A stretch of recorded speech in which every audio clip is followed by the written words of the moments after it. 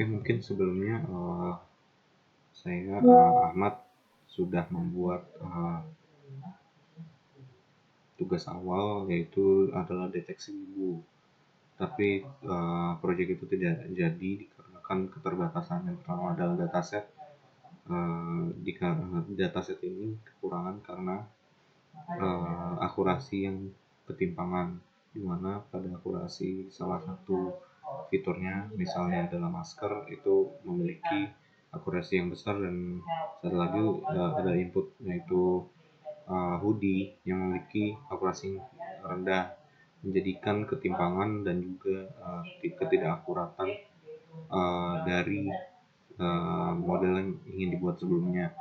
Tetapi setelah berpikir, saya mengubah ide saya menjadi kode Morse melalui kedipan mata, dikarenakan mungkin fungsinya yang cukup baik bagi beberapa orang, dan juga dapat menganalisis video yang berindikasi terdapat pesan rahasia di dalamnya.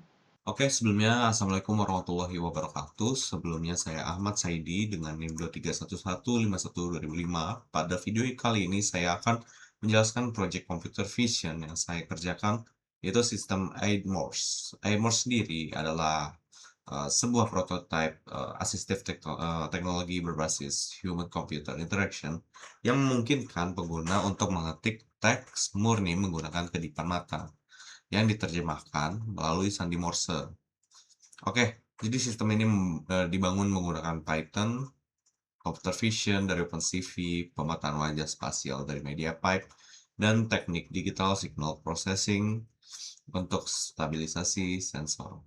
Jadi sensor yang digunakan sendiri itu adalah kamera pada computer vision pada umumnya. Oke, jadi di paling atas saya melakukan impor pustaka seperti biasa.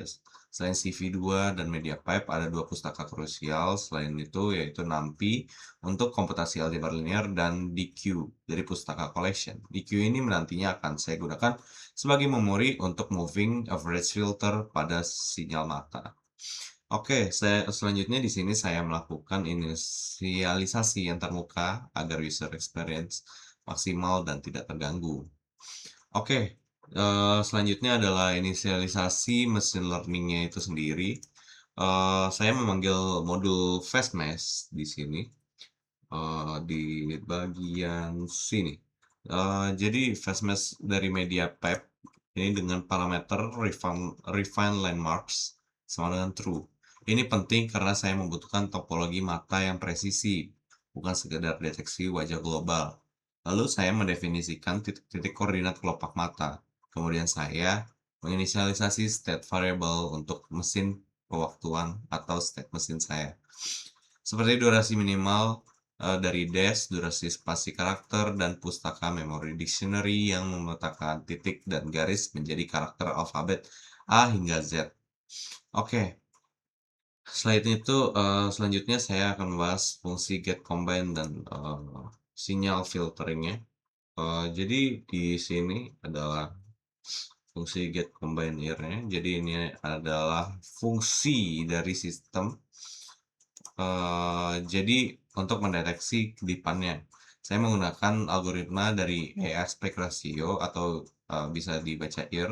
Saya menghitung jarak euclidean menggunakan lineal norm antara titik vertikal kelopak mata dan membaginya dengan jarak horizontal. Saya melakukan ini untuk mata kiri dan kanan, lalu mengambil nilai rata-ratanya untuk menghindari false positif akibat kemiringan kepala. Namun, nilai raw atau mentah dari IR ini sangat rentan terhadap noise visual akibat pencahayaan. Disinilah teknik digital signal processing saya gunakan. Saya mengimplementasikan low pass filter sederhana menggunakan metode moving average. Nilai IR mentah dimasukkan ke dalam antrean DQ berkapasitas 5 frame. Fungsi ini kemudian mengembalikan nilai rata-rata dari memori tersebut. Nah, dan hasilnya kurva sinyal kedipan menjadi stabil dan halus. Selanjutnya ada main loop yang saya gunakan dan auto calibration-nya. Jadi pertama saya mengubah format BGR menjadi RGB agar sesuai dengan standarnya media pipe. Setelah proses deteksinya selesai, baru masuk ke blok logika utama. Jadi sistem ini dilengkapi dengan algoritma dynamic threshold melalui fase auto kalibrasi selama 3 detik pertama program berjalan. Jadi di sini sistem akan mengunci input dan mengumpulkan sampel nilai IR saat mata pengguna terbuka secara natural. Nilai ini dirata-ratakan untuk mendapatkan baseline. Nah, jadi dari baseline tersebut, sistem menghitung ear threshold secara otomatis, yaitu sebesar 80% dari bukaan mata maksimal. Ini membuat sistem kebal terhadap variasi anatomi pengguna atau jarak duduk dari ke monitor karena kalibrasi dilakukan secara real time di awal sesi. Lanjut terakhir, belum, adalah logika Morse dan timingnya. Setelah terkalibrasi, state mesin untuk sandi Morse mulai berjalan. Logikanya mengandalkan selisih waktu atau time delta menggunakan pustaka time. Ketika nilai IR turun di bawah threshold, sistem mencatat blink start time. Ketika mata kembali terbuka, sistem menghitung durasi tertutupnya. Terdapat high pass filter waktu di sini. Jika durasinya kurang dari 0,08 detik, sistem mengabaikan sebagai refleks alami manusia. Jika durasi berada di antara batas minimal dan durasi dash, ya, input dicatat sebagai dot atau titik. Jika lebih lama dicatat sebagai dash atau garis. Jika tidak ada, aktivitas kedipan melebihi batas. Cara space duration-nya. Karakter dieksekusi dan digabungkan ke dalam kalimat utama.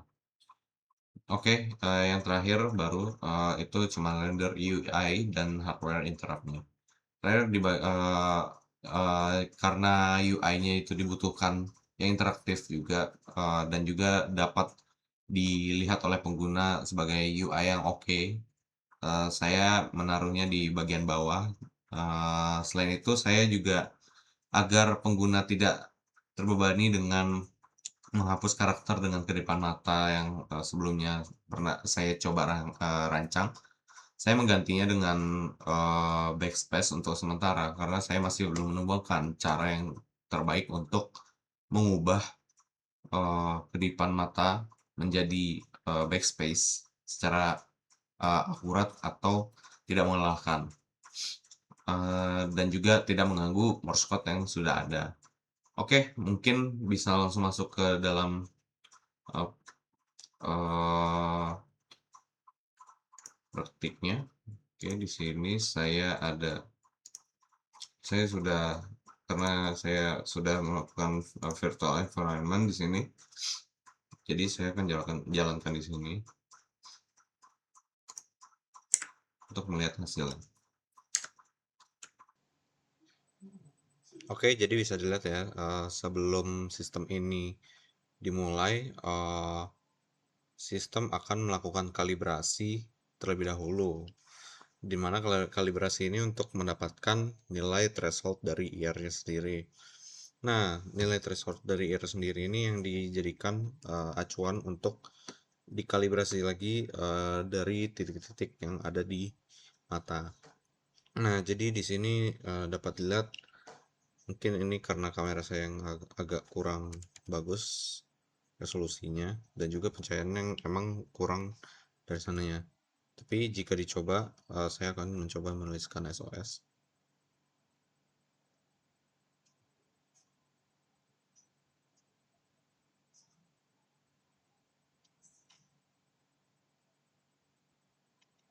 Nah, jadi ketika dicobakan sebelum dan sesudah menggunakan threshold dari ear dan juga low pass filter, hasilnya tidak seakurat yang sekarang. Walaupun yang sekarang ketika kepala bergerak ke kanan atau ke kiri, ke bawah atau ke atas, inputnya juga tetap masuk, tetapi itu memang wajar. Nah, mungkin kurang lebihnya segini yang bisa saya sampaikan. Kurang lebihnya mohon maaf. Assalamualaikum warahmatullahi wabarakatuh.